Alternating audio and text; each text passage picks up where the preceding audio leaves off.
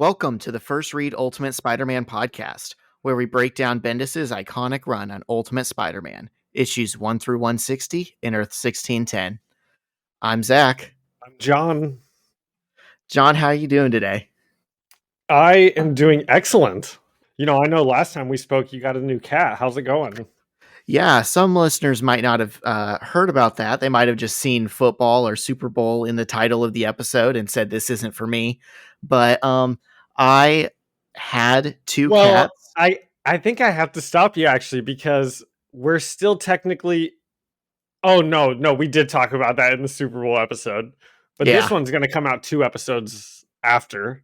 Yes, on your feed, Yeah. This will be 2 episodes after the bonus. Yeah, so for those of you who didn't hear or just need a refresher, I had 2 cats, Storm and Rogue, named after the X-Men. They were sisters. They are 7 years old. And my wife and I just recently adopted we think she's like 1.5-year-old kitty cat that came to us with the name Jubilee. She already had that name. It was perfect. It just works. So we have 3 X-Men girls. And you were like loving on the cat and petting it for like an hour and wanting to get it even before you learned the name was Jubilee, which I think is the craziest thing about all of that. I think we had heard the name, but yes, it wasn't like we heard the name and thought we had to get her. It's that then, she kind of chose to spend time with us and just like melted into us. Oh, that's so cute. And they're getting along. Have they even gotten to meet each other yet? So yeah, they've met each other. We don't have like a pet gate or a way to like let them see each other. So we did the under the door thing for a week, which is what they recommend. And then we've brought like one at a time. We've brought the other 2 in to meet her a few times. And there hasn't been any fights, but there's been a lot of hissing and growling. So I think we're just gonna keep taking it slow. Yeah, that makes sense. Gosh, part of me with stuff like that is just like they're animals. Just like throw them together and like they'll learn to live with each other. By us making a big deal about them meeting, does it almost make it a big deal about meeting? But then the other part of me is like, no, there's a lot of like stuff that says you're not supposed to just chuck 2 cats in together. So yeah, and they're nervous creatures. Like unless the situation is just right. Yeah. Cat's natural state is not like happy and, content. That's how we as pet keepers should like make them, So I don't want to, have them any more stressed than they need to be. Yeah, that's a good point. Well, still, okay, that sounds like it's going well. Nice. Yeah, for sure. And we were talking a little bit before we started. You played some golf today in the beautiful month of February here in Indiana. I played some golf today. I went out and got about 9 holes in because my mother-in-law was in town and my wife's downstairs. So we're going to talk quietly. Got out of the house, played some golf. But before that, I also coach a boys volleyball team. Zach, I don't know if you know that. Yes. 6th grade. We had our first game of the season today. And we lost a heartbreaker in 3. We kind of let them off the hook in game 1, and then we had a really strong comeback in game 2 to win 25-23. And then game 3 goes to 15, and I think we lost about 15-11. We let them off the hook. We probably should have won this, but maybe that's a wake-up call moving forward. Yeah, it's the first game. There's room to grow. Yeah, but it was really fun, and the kids played very, very well. Good. And I got one other thing that happened today that I have to show you. Okay, and I'm going to let you explain it to the webheads, which is what I'm calling our listeners. I like it. If you have a name, we can change it. I don't think it's possible to have a better name than that. This is for the classroom, okay? Okay. It's a picture frame. He's turning it around. Oh, what else would I possibly have expected? So it's a picture of Gene Hackman from Hoosiers, and it's got the inspirational quote, if you put your effort and concentration into learning Oh, to your potential to be the best that you can be. I don't care what the grade book says. At the end of the day, in my book, we're going to be winners. Coach Norman Dale. pretty corny stuff. If y'all haven't picked up on it, John likes Hoosiers. Actually, I think I was thinking about this, and after our Super Bowl episode last week, and then this happened to come this week, and I had just said Elizabeth and I watched Hoosiers like a couple weeks ago. The listeners, the webheads, are going to think I like this movie way more than I do. I am not like a Hoosiers super fan or anything. This has just all happened to times. We watched the movie, and that's what gave me the idea for the poster. But it's a good flick. Yeah. I feel like in Indiana, just about everyone has like some story about, oh, this guy that went to my church was in the movie, or oh, the janitor at this school Elizabeth's went to mom, the movie. my stepmom, or my stepmom, my mother-in-law that was here today. I've met like three or four different people in my life who were in that movie, because all the extras were just local Central Indiana people in the 80s. Yeah, they just were like, hey, show up if you want to be an extra in this movie at the Butler court. And apparently everyone in Indiana did. Yeah. Well, do you have anything else going on, Zach? Or should we I have one more thing. You have one more thing. I have one more thing. Okay. Two things. Okay, what's your thing? I was in like a toy store earlier today. I was just trying to kill time while my wife was at the dentist before I had to pick her up. And I went in, and I'm not like a toy collector or anything, but there are two specific Marvel Comics superheroes that have had like some action figure releases, and they're not big. They're like obscure characters, but they're some of my favorites, and I've always said, like, if I see one of those action figures, I'm gonna buy it. So I go into this. Try to guess. You are truly not gonna get them. But, okay, I won't even. But try. I was trying to think of like the most obscure people I know, and I don't even know enough characters to know obscure characters. You know, that's why I'm curious to see what you'd say. Okay, I'll say I'm just gonna guess two random ones that aren't insanely mainstream, but still knowledgeable. I'm gonna guess Adam Warlock, who I think is still very, very much a big deal, but he's just not a big deal yet in the movies. And I will guess. Oh, but he would have a. I have no idea who. So I'm not gonna spoil yet who I got, because they're actually from the Ultimate Spider-Man series, and we haven't met them yet. Oh, okay. But I was very excited to see it, and definitely picked it up as soon as I had a chance. The other one that I'm like looking for, if I ever catch it in the wild, I'm gonna get it, no questions asked, is Captain Britain, Brian Braddock. Oh, I like it. He's one of my favorites. I have a Captain Britain, Peggy Carter Funko Pop. That's Captain Carter. Captain Carter. Oh yeah. I will die on that hill. When people on Twitter say, call her Captain Britain, the gatekeeper in me just like rattles his chains and tries to get free. That's really funny. I actually have another thing, because I have to run downstairs and grab it, but I have something to show you. So you'll have to make a cut here unless you want to do this in real time, but I'll be right back. Oh, I think I know what this is going to be. I think that you do. I almost asked about it earlier. It hasn't even been opened yet. Like ever, or by you? Oh, by me. I'm sure that it has been opened. Boom. The Football Spider-Man episode from eBay. It's actually in very good condition. Wow, this could be worth millions one day. Web of Spider-Man 34. You know what I found out?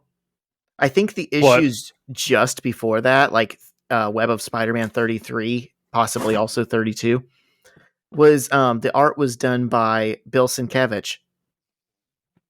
Oh, really? What was this one done by? We said probably Transparency Digital. No. I don't know. But yeah, if you ever want to see some really like interpretive Spider-Man art, type in Bill Sienkiewicz Spider-Man, and it's from that series. And if you didn't listen to the Super Bowl episode because you were like, "Oh, they're just going to talk about football," that is probably my favorite comic that we've read so far. So I would definitely say go check it out. I had a lot of fun in that last one. Yeah, that was a good week. We dropped that episode. We dropped the Ultimate Team Up with Daredevil and Punisher. Oh yeah, those might have been the best episodes I think we've done. And that brings me to my last thing I have, which is we do have between like 40 and 70 loyal webheads here. So far. You know, yeah, these are the originals though. You know? Listener, right now, original 40. If you're listening to this in 2025, just know you're probably like listener 10,000, you know? We're not talking about you right now. Oh yeah. Maybe 50,000. Yeah, you're right. I was selling us short. Yeah. We've got that Joe Rogan money by now. Every business says they're better. But the ones that earn and display the BBB seal back it up. It instantly identifies businesses that are committed to operating with integrity, honoring promises, and telling the truth. Makes you wonder why every business doesn't have it. So look for it, because it's looking out for you. That's why it's the sign of a better business. And find a better business anytime at bbb.org.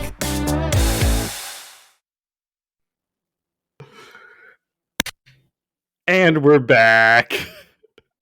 Thank you, Better Business Bureau. Yeah, thank you. Okay. Are we ready? I think we're ready. Marvel Team Up issues 9 through 11. We're meeting some good characters this episode, issue 9 through 11. Definitely some A-listers. Yep. So not that it's going to really factor into this episode at all, but just a quick recap of what we've done in the Team Up issues. Episode 2, all the way back in our show, he met Wolverine, Iron Man, and the Hulk. And then the last Team Up issue we did was the Punisher and Daredevil. Great little, 3 issues. This is going to be a lot different than that. These issues are pretty much a change of pace, like right away. Yep. I think I'll save my thoughts on most of these for the end. You know, like the end of after we do the recap. I'm going to try and stay objective in good and bad while we're recapping, if I can. Yeah, same. I'm just going to peel the curtain back here real quick and say I gave myself issue 9 because there's parts of it that are like kind of a meta commentary of Marvel Comics, and I thought I will have stuff to talk about. I'm sure that. Yeah, I thought we could probably get into it right now. I'm sorry to interrupt you. No, go ahead. What's the deal with it? What's the deal with issue 9? Like, why is it like this? You kind of already said, peeling the curtain back, that it is very meta. Like, I asked myself the same thing a million times, dude. So I thought it would be helpful if I took the reins on this one and let you add your little, questions or comments in between. It was not easy for me either. It literally has taken me 2 weeks to take notes on this one issue because I keep getting frustrated and stopping and not knowing how to describe what's on the page. That's okay. Okay, let's get into it. Issue 9, Ultimate Marvel Team Up, written by Brian Michael Bendis, penciled by Jim Mahfood, colored by Transparency Digital, and lettered by Sharpfront, which I realized today is probably just Dave Sharp's company because he's been the letterer on most things in these books, or he's been a pretty common letterer. And this is spelled just like his last name. So I'm guessing Dave Sharp made his own, like, I don't know, LLC or something. Okay. Yeah. Yeah, get the bag, Dave. Go Dave. All right, so I got to start off with this little tidbit about this issue. It is so weird and breaks Ultimate Universe continuity so badly that on marvel.fandom.com, it's actually credited as the first and only appearance of Earth TRN 526. They don't even recognize this as part of the Ultimate Universe. I think when it was written, it was clearly meant to be. But if you say that this is a real issue, then it doesn't work. Yeah. No, this is very much a one-off. 100%. There's no way that we'll get to some of the stuff that happens in this that is even if you add in the fact that the Ultimate Fantastic Four, as I think we've hinted to, like with the Iron Man thing, they're going to eventually get a completely different story in the Ultimate Universe than this. Even if you take that out of the equation, this doesn't really work in terms of continuity. So we open on Peter Parker in the Baxter Building. That's where the Fantastic Four live and work. And a machine asks him to state his name and business, and he tells us, the reader, that he was selected for a program to shadow Reed Richards for the day. And the machine asks him, "And where did you get your extra human powers?" And Peter panics and denies having any powers. And the machine says, "It's okay, Mr. Parker. We here at the Fantastic Four understand your need for confidentiality." And I'm going to hop in a lot this episode. Like what you just said you weren't going to do. No, just to talk about stuff, not necessarily. Gotcha. Yeah, just to bring stuff up. Although this is going to be a negative thing because on this panel that you're talking about, although I do really like this start because it's like, yeah, the Fantastic Four and Reed Richards, they would just be able to know everything that's going on and they'd be really nonchalant about it because like it's all pretty standard stuff to them. But that panel you just read was where I very first was like, oh, I don't like how this looks at all. Where Peter's like, I don't even know what's happening. Is it the art that takes you out of it? Yeah, exactly. Yeah, that's exactly what I was talking about. That's where I was like, oh, the way this is drawn, this is not my thing. And it gets well, I'll save it. I had to look up Jim Mahfood.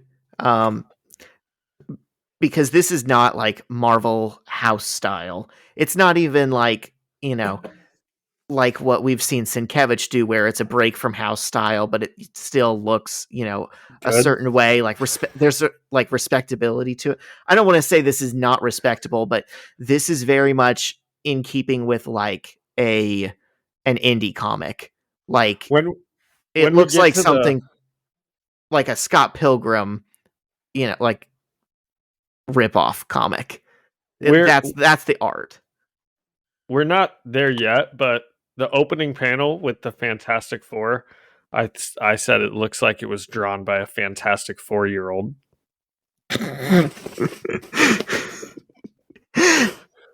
Pretty good stuff. Yeah, pretty good stuff. I mean, I don't want to be mean to Jim, but this is not what we're used to. When we get on that panel. Yeah. Anyways, so the machine says it understands that he has powers, and Peter denies again having powers, and the machine says, "Well, I suppose the costume in your knapsack is just for parties then." So it can see into his backpack, and it requests that he not wear his mask or use his powers while inside the building. And it then forces him to watch an orientation video, which basically serves the purpose of like filling us readers in on the Fantastic Four. Patsy Walker appears on the video screen. Yeah. Oh, that you knew who that was. Nice. Do you know who that is? I had no. I just thought it was a random like manager, secretary type of woman. No, she's a pretty old character in Marvel history. She's Hellcat. Before that, she had like her own like teen romance book back in the 60s. But what you might know her from is the Jessica Jones show on Netflix. Oh, okay. So, If you Did you think that this was similar to the opening of the Tony Stark team up episode? Was that written by Brian Michael Bendis also? Because all of these have been.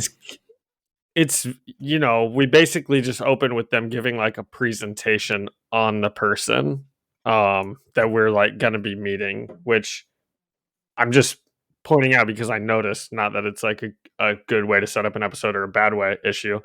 But it's an efficient way. It's a fast way exactly.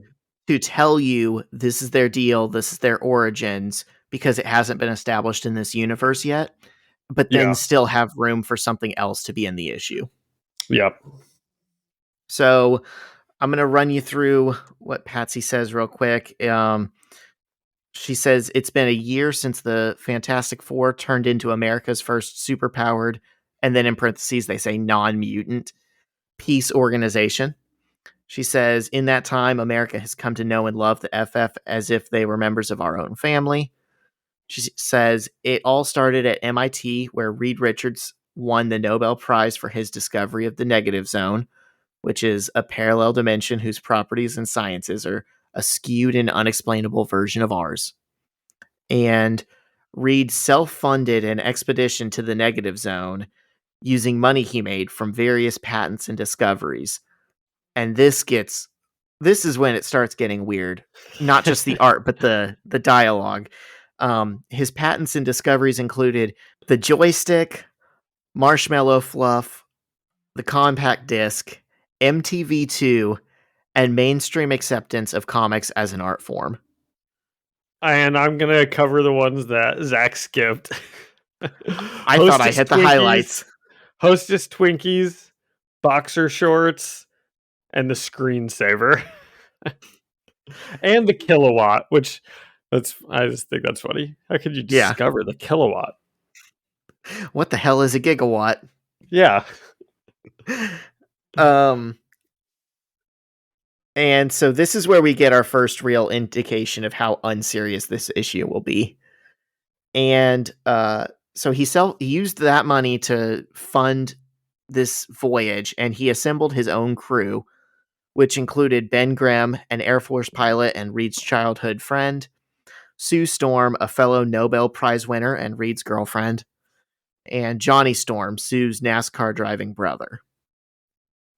And then it gives their origins and powers exposition, which is, they went through the negative zone, or at least in this telling, they went through the negative zone and somehow got hit with rays that gave them their powers. And I think we all know, we're familiar enough with the Fantastic Four, but basically Reed is super stretchy. Sue can turn invisible and do force fields. Ben turned into a giant orange rock monster with a lot of strength. And then Johnny is the Human Torch. He can catch on fire and not burn and fly around and throw fireballs. I can't imagine anyone's listening to this not knowing who the Fantastic Four are. I don't know. I mean, my mom has gotten some of her friends on this, and some coworkers have asked me about it. Here's the thing, John. If we are marketing ourselves as the one-stop shop for people who've never picked up a comic book to be along for the ride, we got to be inclusive to those who don't know who the Fantastic Four are. That's true. Yeah. So, Patsy Walker mentions that thanks to a special deal with the U.S. government, Reed Richards still controls the only existing portal to the negative zone, and it's here in the Baxter Building. And then she points to rules on a wall that says... that she calls plot devices. Yes, yeah. It's already very meta. And, it says we must ask all visitors to follow these important plot devices. Rules. And the rules are: 1, no superpowers can be used in the building. 2, due to the sensitive nature of Reed Richards' ongoing experiments, stay on the red stripes on the floor unless Reed specifically says otherwise. 3, no touching any machines. 4, the third floor is the negative zone portal. It is off limits and guarded by the most elaborate security system on the planet. And now that we're done with that, a door opens and Peter sees the whole Fantastic Four working together on something. And this is the drawing that the picture that John was referencing that he said was drawn by a Fantastic Four-year-old. It's not an insult because he meant to draw it this way, you know? Yes. But are you looking at the panel? Yeah, it's very... I mean, look at the thing. That looks like something you'd find on like a cereal box or some, you know, like I don't know. It's just not good at all. I am not an art historian, but, you know, to the untrained eye, to someone who doesn't really know, isn't qualified to say this looks like a mid-career Picasso, you know, like how you see his early works and it's like pretty realistic, and then his later works is what we think of as Picasso, but then like you see like some of the stuff he did in between that and it's like just unrealistic enough to look like to have his aspects of it. That's what this is to me. That I could see that's how the thing looks because it's very square and jagged, and I don't know. His rocks look like shapes just thrown together. They don't look like rocks that are actually protruding from something. But like you said, you know, it's not. He's still good. He meant to draw it this way, and I'm sure that there's a reason for it from like an art historian or whatever you said. It's a chosen style. It's not that he sucks at drawing. It's that this is how he likes to work. We still stand Jim Mahfood. Don't get me wrong. He's worked on more Marvel projects than we ever will. Yeah, that's true. Yeah. And then did you notice the robot at the bottom? Yeah. There's a robot, listeners, with multiple cameras, antennas, and guns that flies by Peter, and it's literally holding up a sign, like a wooden picket sign, that says, "Smile, you're on camera." I don't know why I thought that was funny. I wonder if that does just like follow him around. I didn't actually notice that it had like guns pointed at him. Yeah. And then, so the thing is holding up this giant pot, and Reed is kind of stretching around him with a wrench, and the Invisible Girl is just sitting there. Sorry, the Invisible Woman. And the Human Torch is just kind of flying by. So it really looks like there's two people working on this project, but they're kind of describing what it is. And it turns out what they're working on is like the ultimate coffee maker. And Sue says something like, you know, you could just go down to the store and get one for like $30. And he goes, no, but this is the ultimate coffee maker. And I put in my notes, cue ultimate joke. And because it says, it has a little asterisk and it says the word ultimate, copyright Marvel Comics. And it also, okay, so what does it mean when a speech bubble is like cut out in a comic? Like how Sue Storm just out of nowhere says "Sigh Namor." Namor. Well, okay, Namor. Yeah, okay. But what's that mean? The fact that that's cut out has to like mean something, because we get to, there's one other part in an issue we read today that's cut out. So I think it's just that it differentiates it. In this case, I read it as she said it under her breath, but I think sometimes, you know, they can do funky stuff like that and it means, oh, this person was speaking like telepathically or something. Well, I just wonder, it must have something to do with the fact that she's saying Namor. Yeah. Isn't in Wakanda Forever, he's Namor because he's, and they got it, no love. And they got it wrong. But I think it has something to do with her like being meta, because they mentioned like Marvel and I figured maybe it had there was some inside joke with Namor about what they were saying, and they were trying to like they were just trying to like throw him into like, I don't know, I have no idea. I was going to ask you about it.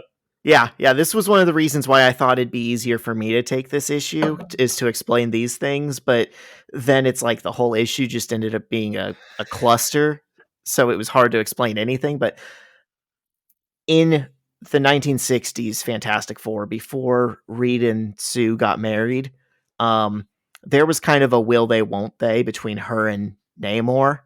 Whenever, she got mad at Reed, it was like there was always kind of the threat that she could go be with Namor. Okay, now I get it. That's funny. Yes. I like that. Okay, so that is like she just like said that under her breath or like something. Yeah. Yeah, it's like whenever Reed is, making her mad, she can just think about her other boyfriend. Yeah. Yeah. And then right in the next page, they say, "Thanks, Galactus," and I don't get that either. Yeah, they're just, some of these aren't even they're just jokes. Chucking in characters. It's references, and because like if you get the reference, it's almost like they're expecting you to think, "Huh, I got that joke," but it was never a joke. There was no build up. There was no punchline. It wasn't humorous. You just mentioned something. Yeah. Okay. It's like a very poorly written Deadpool comic. I'm sorry, I'm letting my bias shine through. Anyways, we got a lot to get through. I know, we do. Peter is standing there watching them, just kind of dumbfounded, and Sue is the first one to acknowledge him. And she says, "Well, we sure are glad to see you here, young man." And he perks up and goes, "You are?" And she asks the other three if anyone has any cash and says they're going to order out.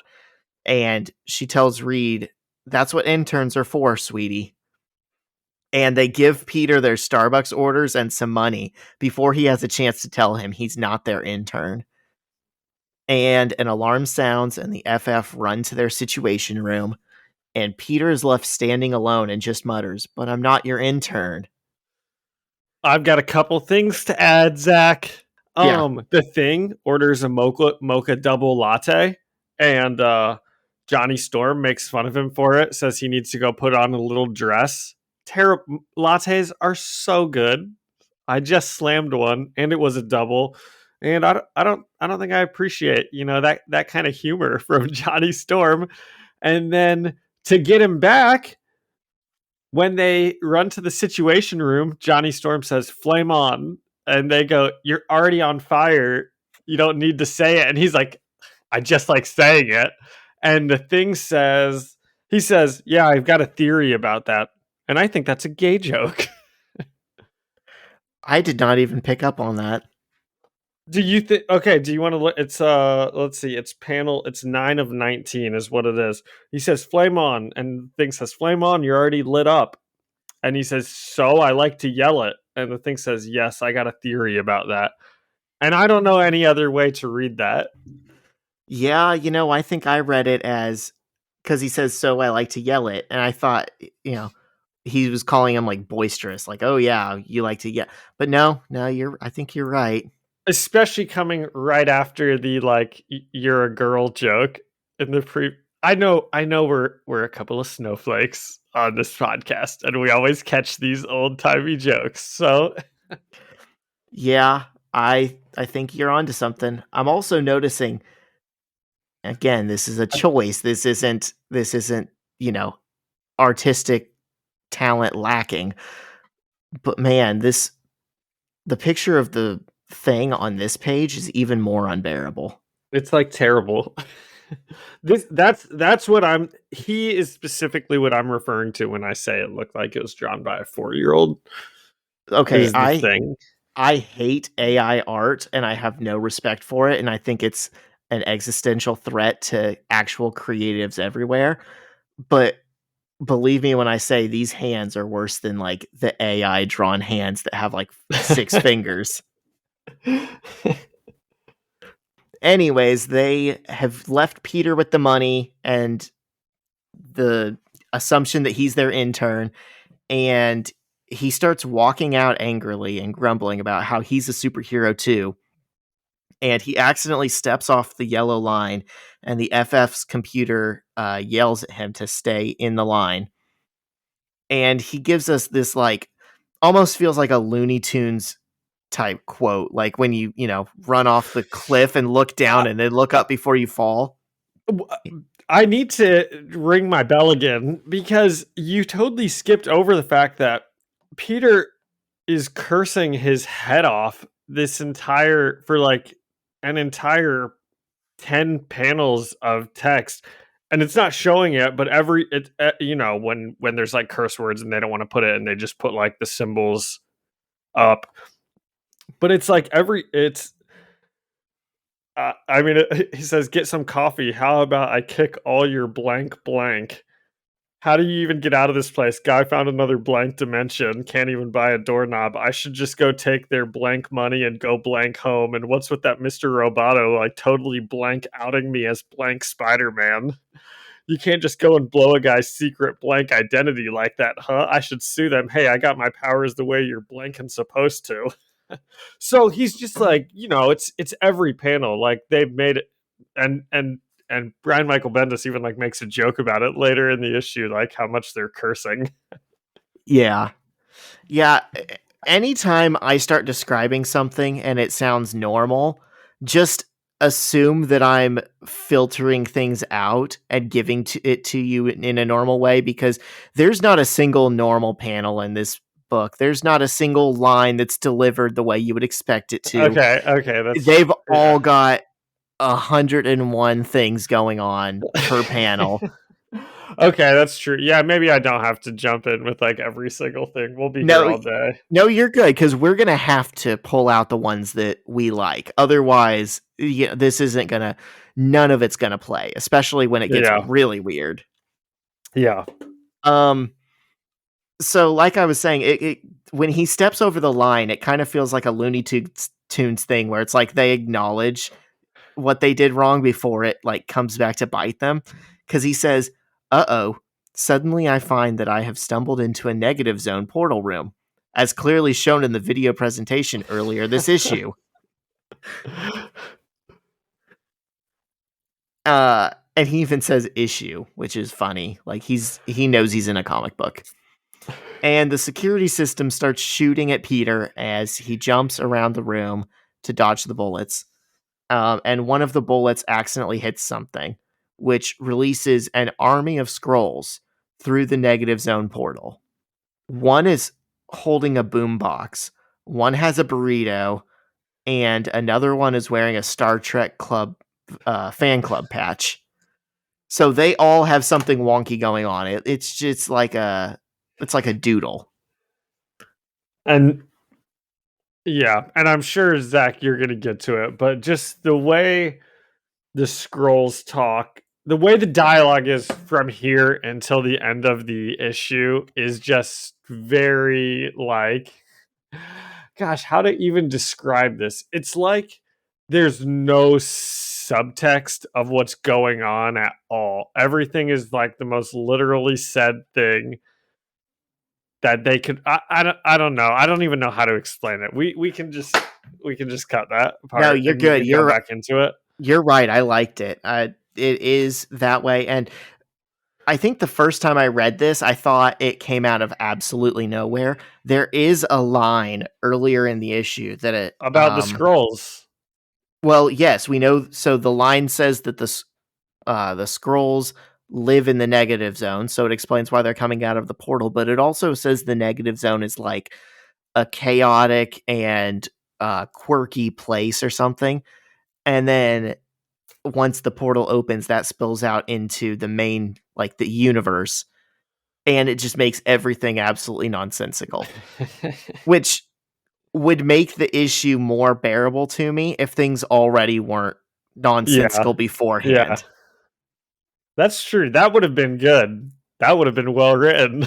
I think that's what they were going for, but they just accidentally made the first part, equally unreadable. Or not equally, because it gets pretty bad.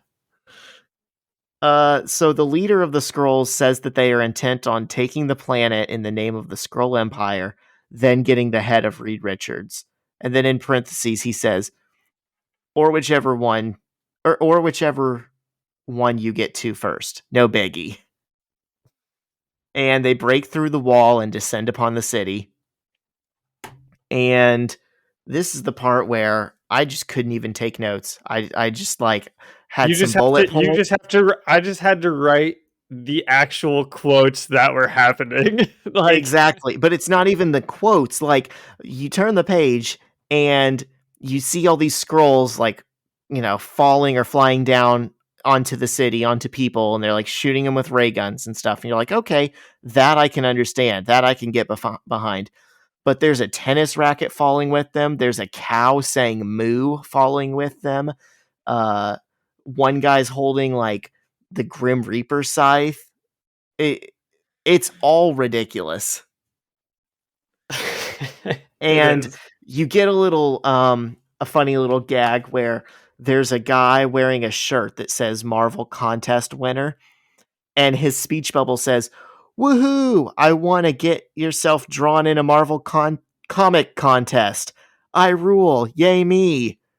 And then he gets shot by one of their ray guns and like atomized.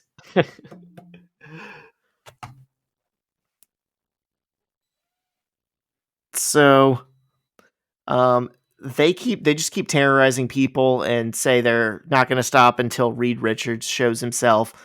Peter shows up in his Spidey suit and says that he's Reed Richards. He's like, "Nope, yep, that's me, you guys. I got a different costume, but here I am." So he successfully gets the army of Skrulls like away from the people. They're not just terrorizing the town anymore. Now they're chasing him. And meanwhile, we cut scenes at the offices of Marvel Comics.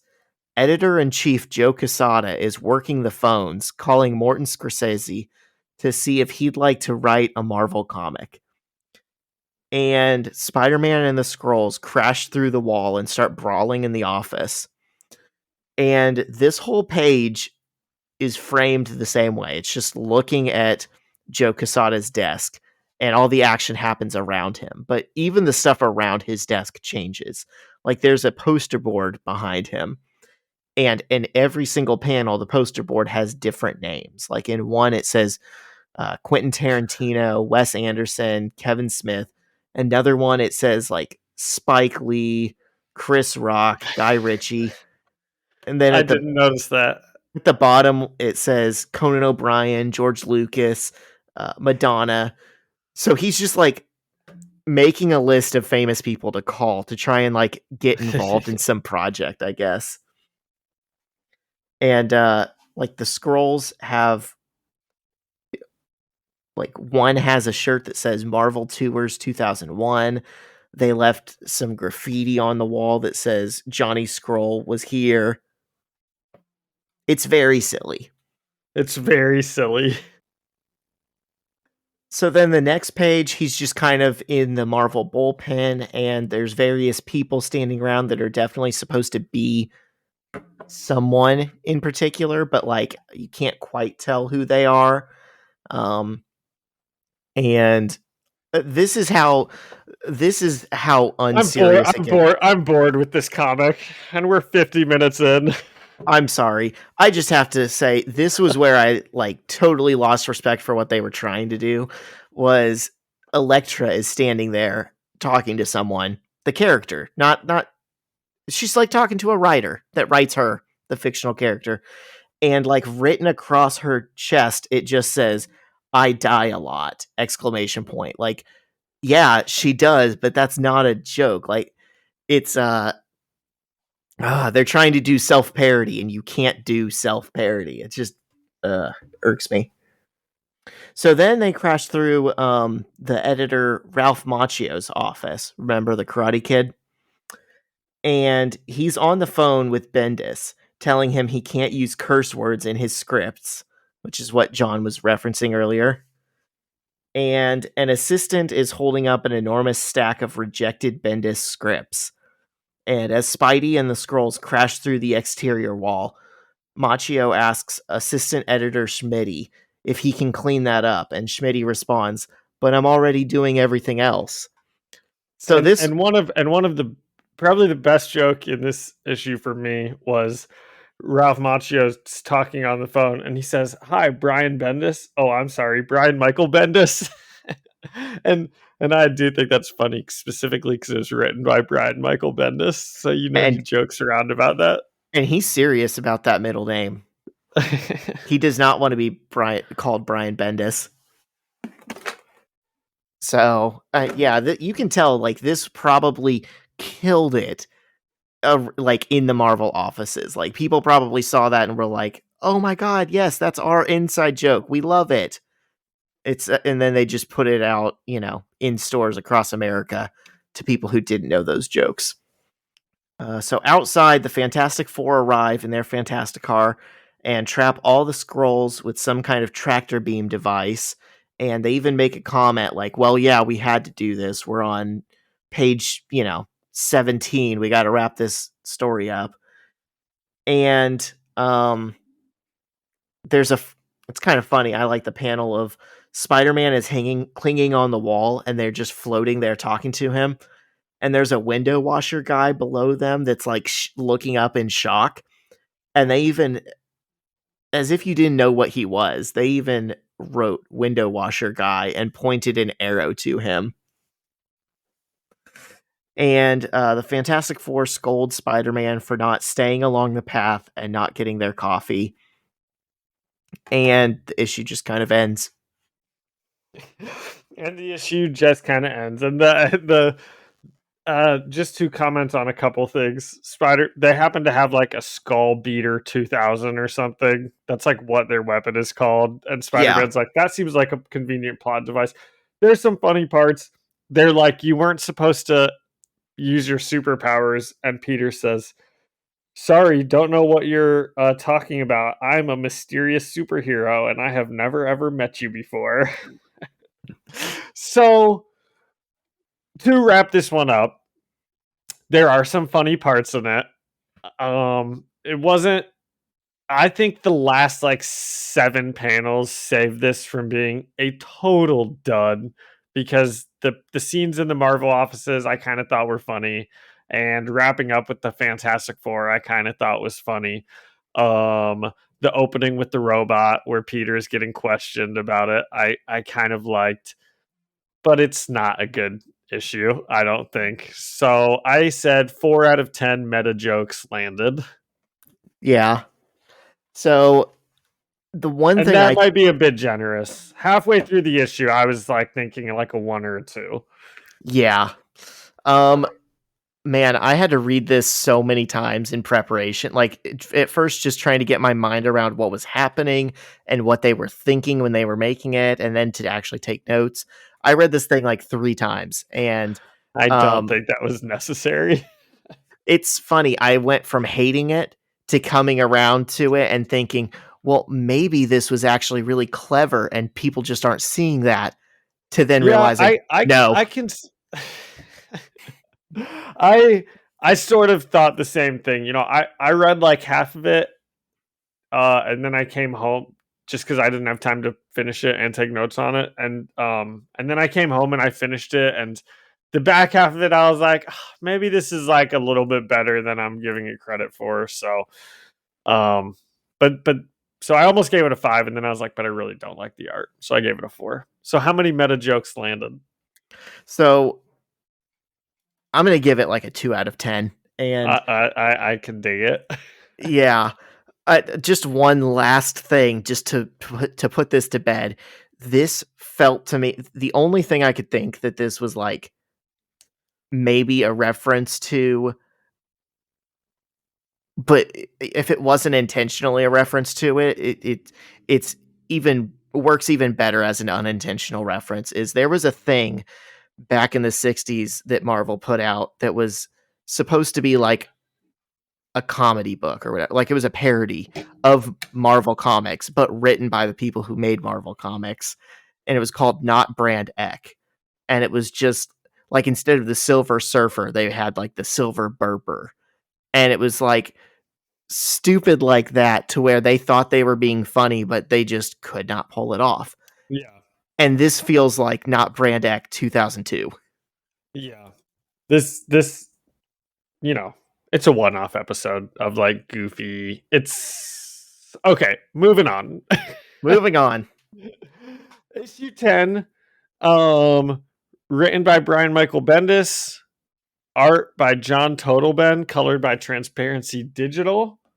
And in the very last panel of the last issue, we learn that this next one's going to be all about Man-Thing, which I was kind of excited about because I don't have any idea who that is. So on page 1, we learn the backstory of Man-Thing.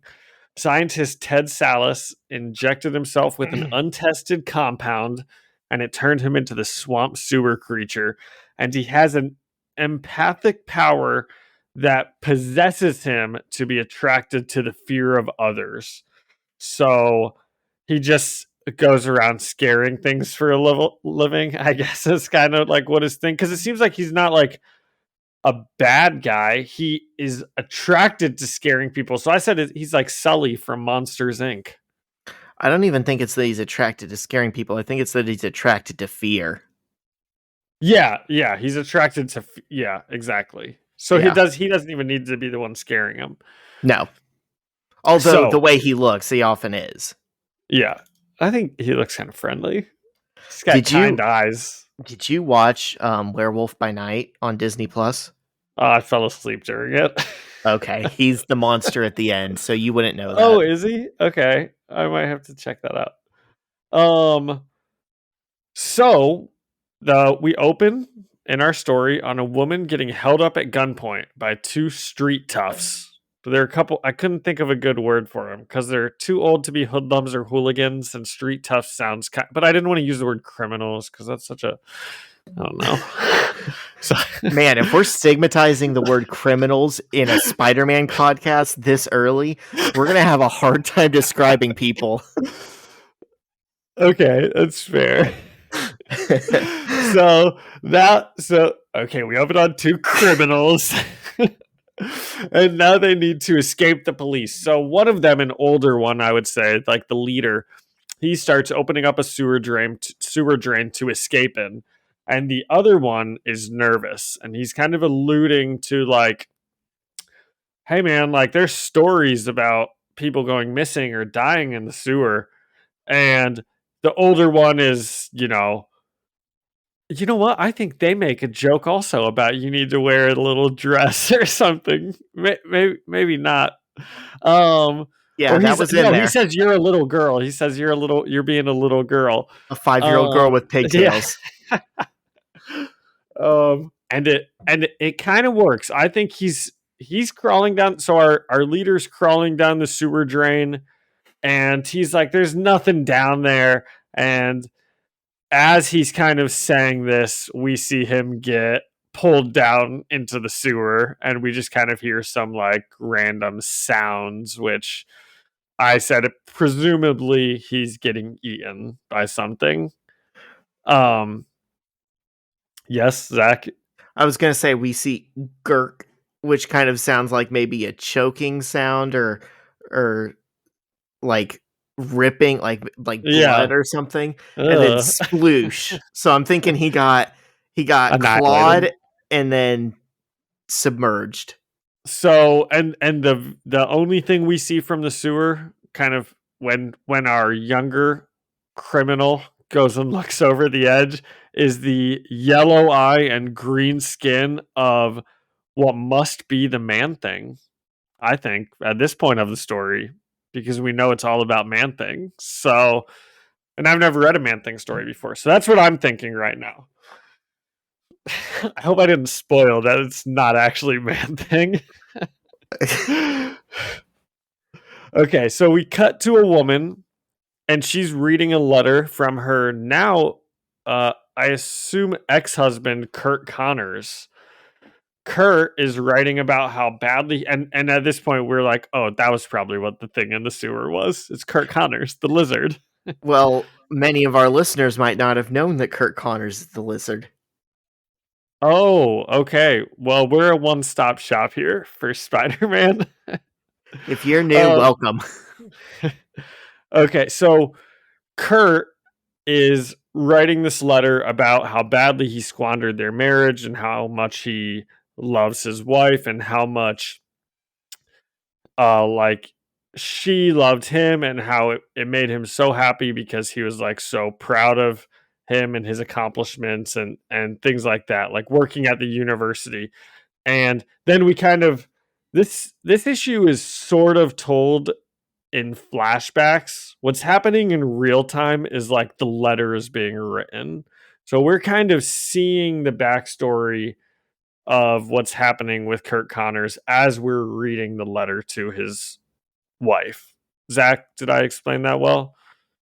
Yeah, so it's not even formatted like a comic book in some of these pages. It's like the text of the letter is off to the side, Yes. and then on the other side is the pictures that correspond with the letter. Yes. I would say there's a lot less dialogue in this one than in any of the other issues we've read because so much of it is just we are reading the letters because, spoiler, Peter Parker is also writing Mary Jane a letter. So they kind of happen at the same time. So we sort of switch between Connor's letter and Peter's letter. There's less dialogue, but possibly more words. It Yeah. feels to me like this was a pretty labor-intensive issue for Bendis to write. Yeah. So we cut to Curt Connors walking down the halls of the college, and we find out his funding is being cut for his limb regrowth project. And he's been working on it. They've been working on it for 5 years. They haven't really done anything substantial, but it's not like the funding's being cut like in a Norman Osborn way where they're like gloating about the funding being cut. Everyone's pretty bummed. They don't want to cut the funding because Curt is a very like well-respected guy and well-liked around the university, but they just haven't had anything substantial, so they have to cut the funding. And a couple of his grad students who are working on the project come to see Dr. Connors in his office and apologize to him because they're upset. It was everyone's project. And Curt Connors is pretty drunk. He's slurring his words a bit. It's I don't know if this would be the coloring or the lettering, but the text boxes are very shaky. We can tell that he's hammered. And Connor says they need to go to phase 7 tonight. Right now they're on phase 5, I think, by the way. And he's like drunk and he's like, we need to go to phase 7 tonight. We need to test this on someone. And from there, the rest of the story or the rest of the scene is told from the grad student who is being interviewed by the news. And she says Connors injected himself and then he immediately sobered up. His eyes went really wide, wider than she'd ever seen them in 2 years. And all of a sudden, his missing arm just started to regrow. And then Connors began to breathe very heavily and keeled over in pain, started making animal noises. And then the grad student passed out. And the next thing she knew, she was woken up by the police. And the student is then asked by the news, do they think the sewer monster that's been sighted could be Connors? And she says she's not sure. Zach, anything to add in that scene? I don't know why she would say I'm not sure, why they would ask her that. I don't know who's coming to this conclusion. I mean, they're coming to it correctly, but still. Well, no, I don't think so. The sewer monster isn't Connors. I think there's right? 2 things in the sewer. Well, but okay, so this sewer, okay, the way I read this is the sewer monster that they are talking about and the sewer monster that our street toughs were talking about is not the lizard. He is a new sewer monster. I think the sewer monster the news is talking about is Man-Thing. Gotcha. Obviously, who knows? Yeah. So Peter is at home watching the news story and he tells Aunt May he's going out. And this is when we see that Peter is writing Mary Jane a letter in the present time because she's been gone for a couple weeks and he's bursting to tell her all these things that have happened. And he remarks on how he just keeps running into things he doesn't understand. I think it's one weekend. Says, see you go away for one weekend with your folks, and I'm already bursting to tell you stuff. Why did I think it was 2 weeks? Okay, 1 weekend. I must have just, I don't know, miswrote it. Cut that. You're good. I just think, like, because our main series happens so fast, there wouldn't be room for her to be gone for 2 weeks at any point. Yeah. Okay, so she's gone for a couple of days. So, and he talks about how he's watching this news story of the lizard, and he's like, man, this spider could have turned me into something crazy like that. I don't understand any of this stuff. Like, if it might have bit me, on my face, and who knows what would have happened, or bit me closer to the vein, or, he doesn't know what's happening. So he's like, I kind of identify with the lizard. So I'm going to go try to help him out. And he's looking through Connor's apartment when the police show up. And now I have to ask you, Zach, about this quote on the panel. But he says, this isn't the Virgin Megastore. What? Do you know what that is? I don't. It went out of business, but it was a thing in the 2000s. Oh, is it like a Blockbuster or something? Or I don't know what they sold based on it being called Megastore.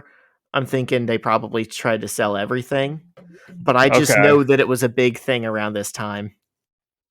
He's not talking about a store that sells virgins. I know that much. So Peter writes in his letter that around the same time as Connor, a sewer monster is being talked about on the news. So he decides, he escapes from the police when they show up, obviously. So he goes looking in the sewer to investigate. And Peter, is thinking to himself that he wishes he brought a flashlight into the sewer, and maybe he should get a belt and fill it with tools. But he says that would be pretty lame. And I think that might be a Batman diss. I can't help but think that that's a Batman dig. What's the belt called? What's Batman's belt called? His I don't know. Utility Batman. belt. Utility belt. Yeah. That sounds right. So as Peter's thinking to himself, he's attacked by a giant lizard. And I said, I'm not really digging how the lizard looks. He I can't think of the animal that he looks like, but it isn't a lizard to me. Like an iguana. Yes, that's what it is. It's an iguana. Yeah. Because he's got these crazy fins on top of his head. Yeah. And Peter is trying to talk to him because he knows that this is Curt Connors, but Connors isn't really having it. So they just try to fight. And as he's trying to reason with Connor, he all of a sudden stops and his eyes get wide. You can kind of tell his eyes get wide even with the mask there. And we get this really great panel that's drawn, and it's got Spider-Man with his back to us, and in front of him we see the lizard, and then behind him in the background is Man-Thing towering over everyone. And I just really like the way it looks. Zach, I'm sure you do also. It was a pretty cool one, I thought. Oh yeah, Man-Thing does always look cool. He does. He looks really cool. I really like him. And then the next page is kind of all these different panels of Man-Thing. And like I said, I think he's got very kind looking eyes. I think he's very empathetic to people, but he just immediately beats up the lizard. He grabs him by his head, like Peter got grabbed by the Hulk, when they teamed up earlier, and just kind of throws him to the side, and all of a sudden that fight is done. And the lizard turns back into Connors. Interesting. See, I didn't read it as him fighting him. I thought it was like he placed hands on him and he healed him, which didn't make sense to me either. I don't know that that's part of his power set. Actually, now that you say that, I do remember thinking, I wonder if that's what's happening, because I think that's maybe why they show his eyes the way they do. And they mention he has empathic powers. So I think you could be right that he is making him change back, kind of like healing him. I've done a disservice to myself by not reading enough Man-Thing, because whenever he shows up in other books, I always really like him. But truth be told, I don't know hardly anything about him. I know he lives in a swamp in Florida that is the nexus of all realities in the main Marvel universe. Ooh. And that's about it. Oh, I hope he shows up in the movies. I'd be psyched. He looks very cool in this. I am totally digging the way he looks. For our webheads out there, you should definitely check this one out. So, just to see how he looks. I'm not saying it's like a 10 out of 10 episode or issue or anything. The art is interesting, though. It is. It's really even good. Spidey doesn't look like what we've seen. No, he doesn't. But back on page 11, I really like that shot of Spidey too. Right when we see him and he's like up against the wall, I noticed it right away. So I do really like the way this one is drawn. Yeah, were you about to say something? I was going to say, whenever you see him from the back, though, he's missing the spider on the back. Like, I don't know. It's like the guy. No, he has it. He's got the red spider on the back. Spider-Man. Not on page. It doesn't matter, but oh yes, it does. Did they mess up? Because on 18 of that shot of the three of them with Spidey's back, he's got the red spider. Look at 13. Oh my gosh, we got you, Transparency Digital. Look at 15. It's not there. Got him. Red letter.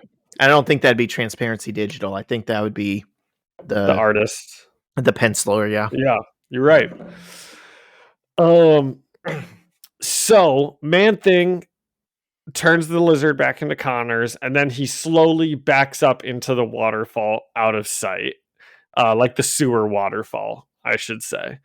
And now we are kind of caught up to the present, and Spidey is typing his letter to Mary Jane, and he's saying Connors woke up and had no idea what happened. In the he just dropped Spider-Man, just like dropped him off at the hospital, and he didn't really know what happened. He went back into the sewer 3 times looking for Man-Thing and wasn't able to find anything. And he's trying to make sense on how all of this is connected. And I don't know if it is connected. Nothing that happened in this issue would make us think that all of these things are connected. Connors got his powers from his own thing. Spider-Man obviously got him from Oscorp, and Man-Thing was his own scientist. So are they connected? I don't think they are. I think he's just like grasping for straws, thinking they might be. And he mentions how he hopes Connors has a good reunion with his family, and then he erases the entire letter that he's wrote throughout the entire issue and says, "I'll just tell her when I see her."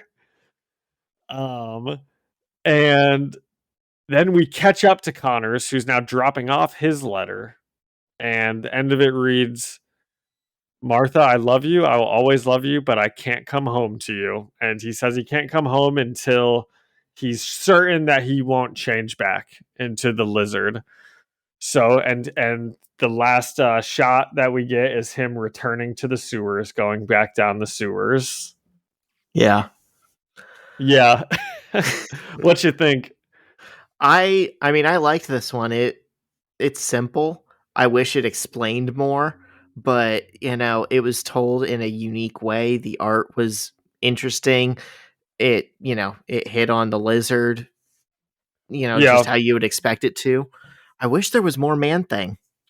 100%. There should have been more Man-Thing, especially when they teased it in the last issue. They didn't tease the lizard, but they gave us more lizard. I know. Yeah, I know. This was more of a lizard thing than a Man-Thing issue. I didn't really like the exposition through the letters. I don't much like it when movies or TV shows or comics give you the exposition throughout an entire thing, and then at the end they turn around and say none of that ended up mattering. If you're not going to have Peter send a letter, then find a different way to tell us the story,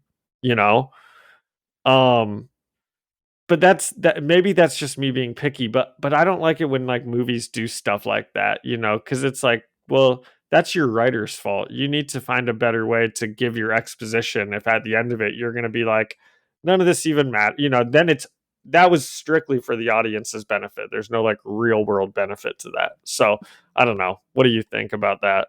I see what you're saying. I think that might be your own personal ick. Okay. And I have some things that are like that, similarly. It didn't bother me. Okay. And you're probably like, it's kind of funny. He wrote it all out and then he erased it and he's like, I'll just tell her when I see her. Like, it was kind of funny, but like I said, I think that is just like a thing of mine. I would have been more mad if he had sent it and just had like emails out there that her parents could, boot up the computer and see or something. Okay. It talks about his life as Spider-Man. Yeah, that's actually, that's a good point. I said, but I did really like the art. So I originally gave this 2 out of 5 years of Dr. Connor's life ruined, but I think I'm going to change it to 2.5 out of 5 years because I want to give it higher than the last one we read. Yeah. So this was 2.5%. So this was 50% to the last one, 40%. So 2.5 years of Dr. Connor's life ruined. I'm going to say 3 out of 5 years. Okay. Like, yeah, this isn't a spectacular issue, but it's different enough and it's not bad. Yeah. More Man-Thing is my biggest thing. Yeah. Whenever I get time, I'm gonna go back and read some old Man-Thing issues, report back on what his deal is. All right, let's do this last one. I think it's the best of the 3, and I figure you'll be psyched to talk about it. Oh, I loved it. So this was issue 11, written by Brian Michael Bendis, pencils and inks by China Clugston Major, colored by Transparency Digital, and lettered by Sharp Front. We open on Peter in his living room talking to Aunt May before school. She's asking him if he's going to the Bugle after school, and he says he doesn't know yet. And then just unprompted, she says that she's proud of him for being such a good boy and that her coworker's son got caught skipping school and she's glad Peter doesn't do anything like that. So that this issue is going to be him doing something like that. But this is also very different from the last. I'm pretty sure the last thing we saw about Aunt May and Peter in our normal run is she is like totally getting on him about lying and being irresponsible. So it is quite the jump to where we are. Obviously, they don't come right after each other, I assume. Right. But that within, like, we'll say maybe this happened within the same 2 or 3 months. Yeah. Later, she's like getting on him about lying. Oh, so this happened before? Yes. Okay. This happened slightly before. I can't exactly pinpoint how much earlier it is than where we are in our current coverage. Okay. But because our current coverage was just going so fast in the Ultimate series, I know that it's sometime between issues like 10 and 20. Okay. Maybe even a little later, maybe like 13 and 20 or something. I don't know. We know Gwen has been introduced at this point. Yeah. So as soon as Aunt May leaves, once her car is out of sight, Peter runs to a 7-Eleven where Liz, Kong, Gwen, and MJ are waiting for him with a convertible. And he's surprised to see Kong there, and MJ tells him that Liz invited him, even though they told her not to. And there's a tense moment where both Peter and Kong are threatening not to go, while Liz and MJ try to convince them to stay with the group. And then Gwen explodes at the group and yells, "Everyone get in the bleeping car!" Which is a good use of the cursing, not gratuitous like in our first issue today. Yeah. right timing, right character, Yeah. everything. And this issue, I mean, again, a different art style. We're 3 for 3 today. This is like kind of looks like an anime or like a manga. It's in that kind of style because as soon as yeah, especially the Gwen line. There. Yes, because as soon as Gwen gets done yelling at them, everyone is shocked and just turns around and stares at her. And they've got these big anime eyes, and she's got the sweat bubble. She's got a giant sweat bubble coming down the back of her head. That's great. That's awesome. Yeah, I like it. I think so do I. Oh, I like it. I think it definitely suits this like teen drama style story, but I think also this made me realize that I want to see Gwen Stacy drawn in this like anime style forever because that suits her. So we cut to a splash page of the kids flying down the highway headed into Manhattan with the title Peter Parker's Day Off. So it's kind of a Ferris Bueller's riff already. And the kids are talking about what they want to do, and they mention things like museums, Soho, Times Square, and the Empire State Building. And then we turn the page, and we see the 5 of them in a food court, with MJ saying, "We suck. The mall. I can't believe we always end up at the mall." And Kong says, "But this isn't our mall. This is a totally different mall." And the others point out that it's basically the same as their mall. And Kong asks, "Oh yeah? Then where's the Orange Julius?" And John, I just have to point something else out in this big crowd shot at the mall with a lot of extras in the background. Okay. I get not 1, but 2 punk rock t-shirts that I get to point out. We know I love doing that. We've got Aquabats and Vandals. What looks like a Vandals, which is great. And then the Aquabats, which is a ska band. You and I both funny. like ska. I've never heard of either of those, but as soon as you said that, I like zoomed in and scanned it really quick, and you could tell what I was going to be which ones they were. About. Yeah. Yep. Oh, check out the Aquabats. You'd probably like them. Okay. I definitely will. The group agrees to leave the mall and do something else, but first they got to eat lunch. So they pick a table to meet back up at, and they split up to get food. Once MJ and Peter are alone, she asks him if he wants to ditch the others later and take her swinging. And he tells her no, and they start to playfully argue about it. But then he sees something and trails off. MJ asks him what's the matter and turns around to see what he's looking at, and we see the X-Men. And this is Storm, Beast, Wolverine, Marvel Girl, and Cyclops in street clothes walking through the mall. And Peter recognizes Wolverine from Ultimate Team Up issue 1. So he grabs Mary Jane and says, "Let's go. I saw someone I don't want to see." And we see what the X-Men are saying in their conversation, and this was pretty funny to me. Jean Grey says, "The mall. We get 1 day off and we're at the mall." And Hank McCoy responds, "But this isn't our mall. This is a totally different mall." And the others tell him it's exactly like their mall, and he says, "Then where's the corn dog on a stick?" So the two groups are essentially like the same. They're doing the same thing. They have the same dynamic. And Zach, isn't there a story, like a famous story about the X-Men going to the mall? Isn't that like an X-Men thing that they've referenced in a couple of the movies? They go to the mall all the freaking time. Do they? Yes, it's their thing. Like whenever they get a second of downtime, the X-Men are either playing baseball or at the mall. That's awesome. I bet those are fun issues to read when they're playing baseball. That'd be fun. Yeah, maybe when the World Series is coming around, we'll do that. The X-Men like downtime issues are just there. Those are my favorite.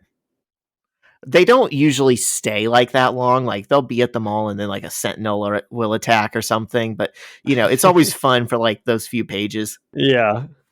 So Wolverine smells the air and he recognizes Peter's scent, and he asks the other X-Men, "You guys want to have some fun?" And so Peter and MJ return to their table with their friends, and they're talking through their plan for the rest of the day, which includes the Metropolitan Museum of Art and Greenwich Village. And just then, Wolverine leans over Peter's shoulder and says, "Hey, bub, how's it shaking? Long time no see." And Gwen asks, "Who's your friend, Peter?" And Wolverine says, "Yeah, I'm Peter's distant cousin, Logan. We don't see each other so much, so I'm not surprised he hasn't mentioned me." And then this was kind of weird. Kong goes in for a fist bump with Wolverine and says, "Yo, what's up, Peter's cousin? Looking large." I love that. That's exactly what Kong would do, because Wolverine probably is huge, and Kong's like, "Dang, this guy's awesome." He's one of my people, a jock.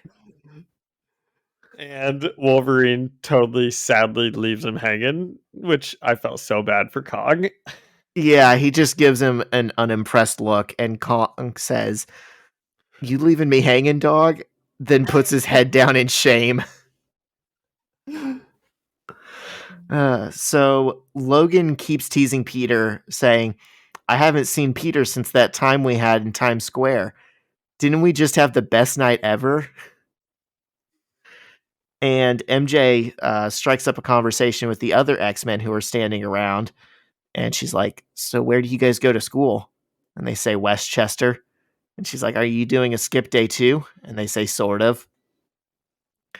And Liz notices Cyclops' visor and Logan's claw scars and Beast's enormous hands and asks, "Are you guys mutants?" And everyone falls quiet and looks at her for a second, and then Cyclops says yes. And Liz looks terrified and then just takes off running. And Gwen says, "Wow, geez. But didn't she say she had an uncle who was a mutant once? Didn't she say that?" And I thought that was clever, because you get what, like, they're doing No, there? I don't. Who is? No, I don't. So I read it as, like, the people who are like, "Oh, no, I can't hate that type of person because my uncle is like that," or, "Oh, my best friend is black," like, Oh, the people who think they use it as a shield. So at some point, I mean, we know Liz Allen does not like mutants. At some point at school, she's told people, my uncle's a mutant," so they wouldn't That's funny. think No, that. I didn't actually catch that at all. Wow, that's kind of clever writing. Yeah, I like that was in there. That feels like deeper than surface level, Yeah. Oh yeah. Um, and then Kong says, "So, you guys must get that a lot, huh?" And Cyclops says, "Yeah, come on, Logan, playtime is over." Okay, and you're actually on the panel I was about to ask you about, because there's another cutout box on this one where Logan says, "Okay, well that was fun," and then the cutout box says 26 years old, huh?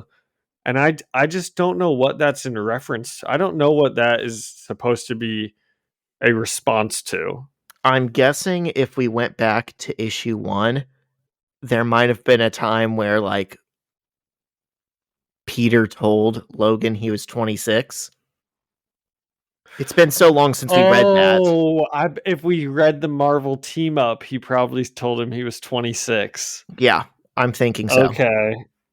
Oh, nice catch, Zach. You're Because he's probably talking right. to I'm Peter, sure you're right. Yeah. and that's the only time they've met. Yeah. And those, I think we can assume that cutout does mean he's like saying it under his breath. So he's saying it so like only Peter can hear it. He's like 26 years old, huh?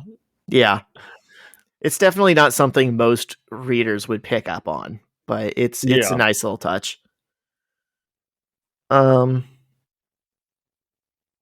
So the X-Men are starting to leave, and Gwen stops them and says she doesn't get to meet people like them every day and wants to ask a question. And she asks if they all have powers, and Cyclops says yes. And then this gets Kong going too. He gets excited, and he asks what they are. And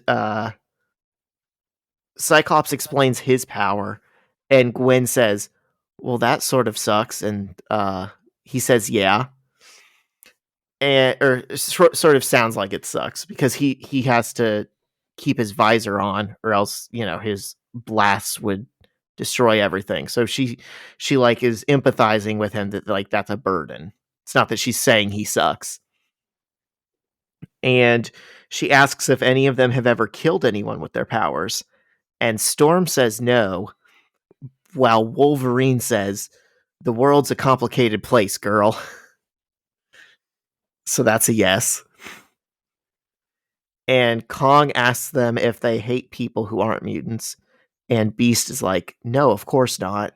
And Kong's like, "Well, I heard you do." And then Jean says, "Well, we don't." And Gwen asks if their parents are mutants, and Storm says, "No, but some mutants have kids who aren't mutant. Some do. It's sort of what you call a big grab bag."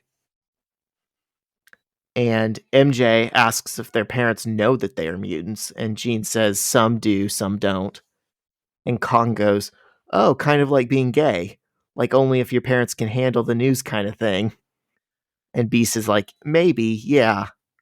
It's pretty on the nose because that's what they're like supposed to represent, or not. I don't know if "supposed to" is the right word, but They can represent anything that the writer or reader wants them to. yeah, that's true. Just any marginalized group. Yeah. And Gwen asks, "Do you wish you weren't a mutant? Do you wish you were just like a normal person?" And Cyclops says, "I don't know if there's an easy answer to that." But then Jean takes over and, gives the answer and steals the show. And she has this big monologue. She says, "It doesn't matter what we wish. This is the way it is. We are who we are. So thinking about what ifs or the I wishes is kind of a waste of time. These questions you're asking, they're cool and all, and I understand where you're coming from, but it doesn't matter. You just got to learn to play the hand that's dealt. See, the only thing I know to be good advice is if people don't get you or hate you because they don't understand you, whose problem is that? Yours or theirs?" And the X-Men are trying to walk away from the conversation at this point, and Gwen asks, "But are you afraid that history might repeat itself? That things get so out of control that..." And Cyclops stops and turns around and says, "Are you asking if we worry that one day the government will finally just decide to round us up for good?" Absolutely. And then the X-Men leave and the kids are left silent for a moment before Kong and Gwen start excitedly talking about what just happened. And they think Peter is cool for being related to a mutant and are glad they had the chance to ask those questions. And you got something? No, Kong and Peter are just buds. Yeah. And MJ comments about how big Jean's earrings were, and Kong says, "See, I told you guys the mall was cool." I like Kong in this one. I like the way he's drawn and how he looks. He just looks happier and friendlier, and it's almost like Kong, when he's not around Flash, is a decent dude. Yeah. I was thinking, I'm kind of surprised that, having only seen the Spider-Man movies basically and like some animated series episodes, I didn't know Kong was like a character at all. So I'm kind of surprised. Well, he is in the stuff we read. Kong's like, but he was the main guy. Apart from, I mean, he's more. We see him way more than Flash. We do, and he was created by Bendis in this series. Was he? Oh, yep. That's cool. Yeah, okay.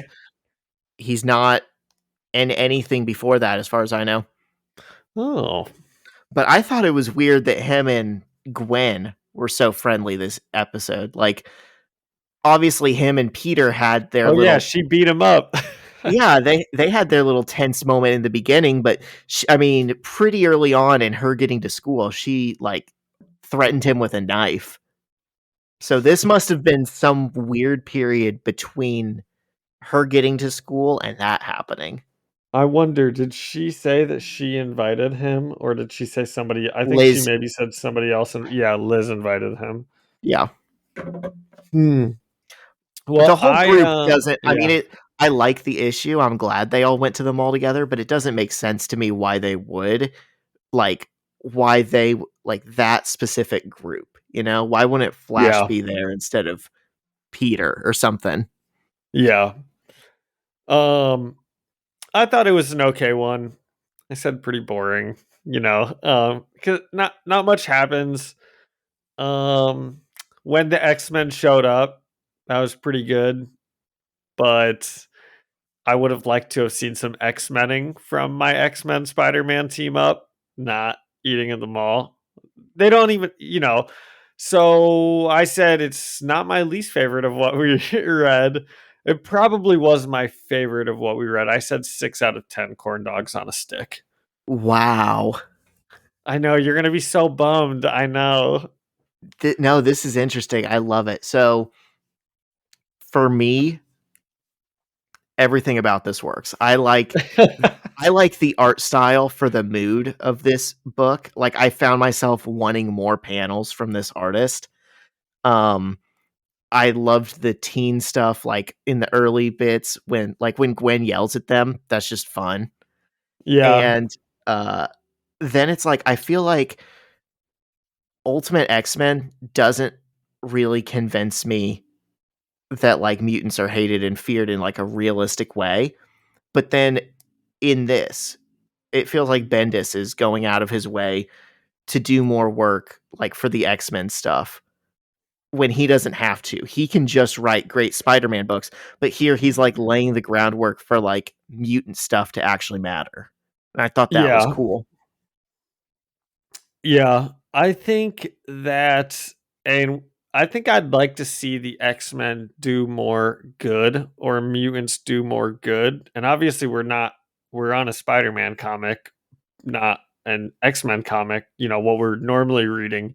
But every time we see mutants, you know, we've talked about it before, but Liz has a good reason to be scared of them. And even in this one, you know, Cyclops is like, yeah, if my visor falls off, I'm going to annihilate everyone in this food court. So it kind of sucks. And it's like, so it's sort of like being gay, but as we've talked about before, it's not really, because you're a weapon of mass destruction, you know? So I think I'd like to see them do more good because, you know, as far as we know right now, everyone has a reason to be scared of the X-Men. Yeah, the mutant metaphor is imperfect Yeah, because I know, and we've talked and yeah, we've mentioned that before on the pod. but this is something that will come back up even in this Spider-Man series. It's not a one-off thing. I think Bendis truly cares about like the X-Men as a franchise and as a concept, and he sees like what good conversations they can start, and Yeah, he's that going to was my use that favorite part. again. Yeah, that's what I wrote. When Liz starts asking them questions and they're talking like that, that's the highlight of the issue. Yeah. I'm guessing it was for you also. Yeah, so I didn't give my rating yet, I don't think. I'm going to give it 9 out of 10 corn dogs on a stick. Because Okay. it all works for me, and this is my two favorite things colliding. This is Spider-Man and the X-Men done well. Nice. Which is rare in the Ultimate Universe, I'll say. Yeah. Love it. Love it.